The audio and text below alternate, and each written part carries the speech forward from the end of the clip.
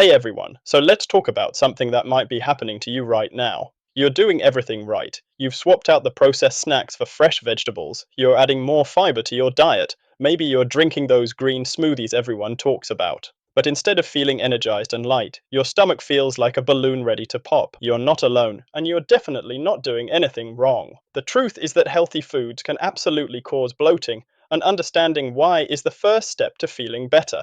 So let me tell you about the fiber overload problem. Fiber is one of the most celebrated nutrients in modern nutrition, and for good reason. It supports digestive health, helps regulate blood sugar, keeps you feeling full, all great things. But here's the catch: too much fiber, too fast, can completely overwhelm your digestive system. When you suddenly increase your fiber intake, especially from foods like beans, lentils, broccoli, and whole grains, your gut bacteria go into overdrive. They start fermenting all that fiber, which produces gas as a byproduct. The result? Uncomfortable bloating and pressure. Your digestive system needs time to adapt. If you've been eating a low-fiber diet and suddenly you're eating large salads and bean-based meals every day, your gut simply isn't prepared for that workload. Now, there are these hidden troublemakers called FODMAPs. That's fermentable oligosaccharides, disaccharides, monosaccharides, and polyols. I know, it's a mouthful. Basically, these are types of carbohydrates that many people struggle to digest. Foods high in FODMAPs include things like onions and garlic, apples and pears, cauliflower and Brussels sprouts, wheat and rye,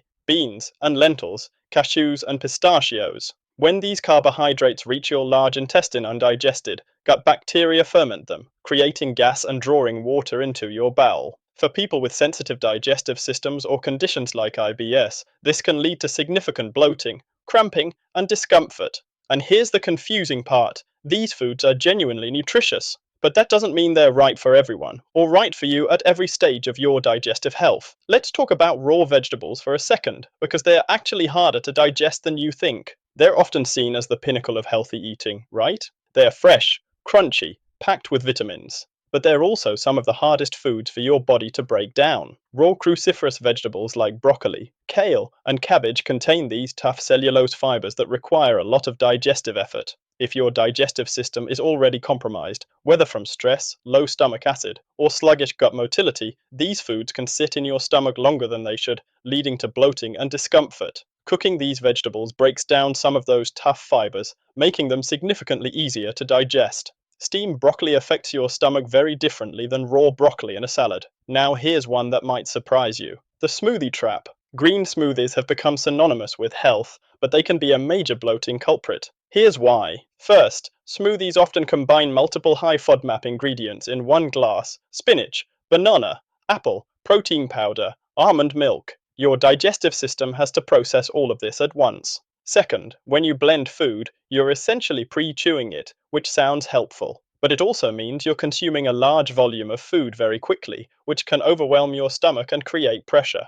And third, many people drink smoothies cold, which can actually slow down digestion. Cold temperatures can temporarily reduce digestive enzyme activity, making it harder for your body to break down food efficiently. We also need to talk about legumes and resistant starch. Beans, lentils, chickpeas. These are protein powerhouses and excellent sources of fiber. They're also notorious for causing gas and bloating. The main culprit is resistant starch and oligosaccharides. They are types of carbohydrates that your small intestine can't fully digest. These compounds pass into your large intestine where bacteria ferment them, producing gas. But here's some good news: proper preparation can help. Soaking beans overnight, rinsing them thoroughly, and cooking them completely can reduce the compounds that cause bloating. Some people also find that starting with smaller portions and gradually increasing helps their digestive system adapt. Here's something really important: the stress connection. Even if you're eating a perfect diet, chronic stress can make bloating worse. When you're stressed, your body shifts into fight or flight mode, which diverts blood flow away from your digestive system. This means less stomach acid production, slower gut motility, reduced enzyme activity, and altered gut bacteria balance.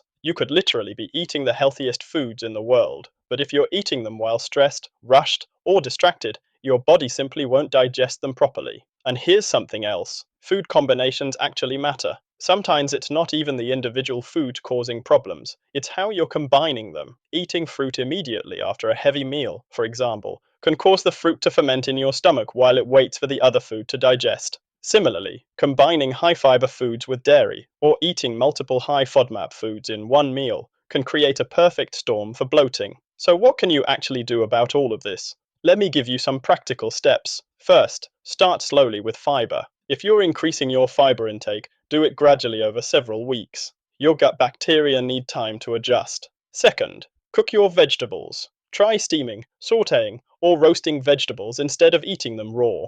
You'll still get most of the nutrient with much easier digestion. Third, consider a low FODMAP trial. If bloating is severe, try eliminating high FODMAP foods for a few weeks to see if symptoms improve. Then reintroduce them one at a time to identify your specific triggers. Fourth, eat mindfully. Sit down for meals, chew thoroughly, and avoid eating while stressed or distracted. Your nervous system needs to be in rest and digest mode for optimal digestion. Fifth, keep a food diary. Track what you eat and how you feel afterward. Patterns will emerge that can help you identify your personal trigger foods. And lastly, don't drink too much with meals. Large amounts of liquid during meals can dilute digestive enzymes and stomach acid, making digestion less efficient. Here's what I want you to remember. Bloating from healthy foods doesn't mean you're doing something wrong or that these foods are bad for you. It simply means your body needs support, time to adapt, or a different approach to these foods right now. Health isn't about forcing yourself to eat foods that make you feel terrible just because they're considered healthy. Real health means listening to your body, honoring its feedback, and finding the approach that works for you or not what works for everyone else.